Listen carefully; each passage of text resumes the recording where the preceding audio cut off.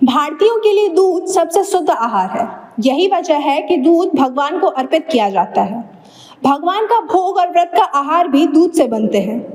पर अगर वही पवित्र और सात्विक दूध नॉनवेज मिल्क हो जाए तो क्या होगा? अमेरिका इस कोशिश में है कि वह भारतीय बाजारों को नॉनवेज मिल्क से भर दे। क्या आपने नॉनवेज मिल्क के बारे में सुना है? यह सवाल इसलिए क्योंकि दूध को हमारे यहाँ सात्विक भोजन में सबसे ऊपर रखा जाता है। सात्विक भोजन उसे कहा जाता है जो ताज़ा, स्वच्छ और बिना किसी हिंसा के प्राप्त हो। लेकिन अमेरिका यह कोशिश कर रहा है कि वो हमारे देश में नॉनवेज मिल्क की बिक्री शुरू कर दे। भारत अमेरिका के बीच होने वाले व्यापार समझौते में अमेरिका यह कोशिश कर रहा था कि वह नॉनवेज मिल्क की बिक्री हमारे यहाँ करे, लेकिन भारत सरकार ने उसकी इस कोशिश को सिरे से खारिज कर दिया है। भारत ने यह स्पष्ट कर दिया है कि अमेरिका से वही डेयरी प्रोडक्ट लिए जाएंगे जो शाकाहारी गायों से प्राप्त होंगे, अन्यथा भारत को उनके डेयरी प्रोडक्ट की जरूरत नहीं है। चलिए विस्तार से समझते हैं।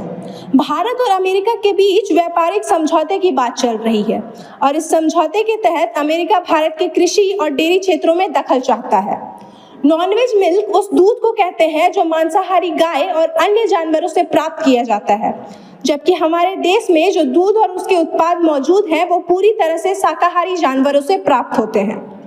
भारतीय संस्कृति में दूध को सबसे शुद्ध आहार के रूप में गिना जाता है, जो 100% शाकाहारी और सात्विक है। सात्विक भोजन प्राकृतिक होता है और यह रासायनिक खाद्य पदार्थों, प्रिजर्वेटिव और प्रोसेस्ड चीजों के बिना होता है। चूंकि हमारी संस्कृति में गाय और गाय के दूध का महत्व एक शुद्ध भोजन के रूप में है, इसलिए जब नॉनवेज मिल्क की बात हुई तो यह चर्चा विषय बन गया। नॉनवेज मिल्क ने लोगों में भ्रम और विवाद की स्थिति पैदा कर दी। कैसे तैयार होता है नॉनवेज मिल्क और यह हमारे यहाँ के दूध से कैसे अलग है, आइए जानते हैं।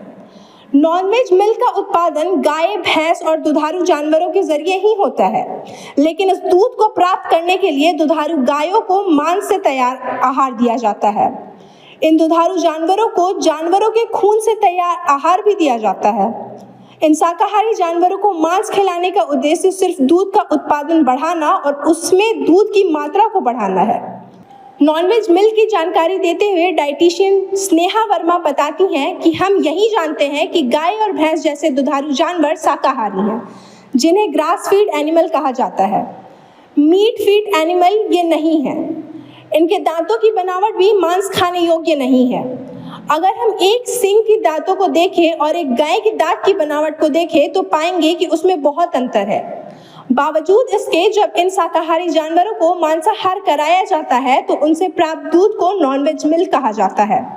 नॉनवेज मिल्क का बायोलॉजिकल वैल्यू भी जाता है क्योंकि वो मांसाहारी जानवरों से प्राप्त होता है। इसे ऐसे समझ सकते हैं कि अंडे में जो प्रोटीन होता है उसे संपूर्ण माना जाता है, जबकि दाल और दूध में प्राप्त प्रोटीन को संपूर्ण नहीं माना जाता है। इस लिहाज से पूरे नॉनवेज मिल्क का बायोलॉजिकल वैल्यू हमारे यहाँ के दूध से ज्यादा होता है। खबर का मतलब बवाल न्यूज। हमारे चैनल को सब्सक्राइब जरूर करें।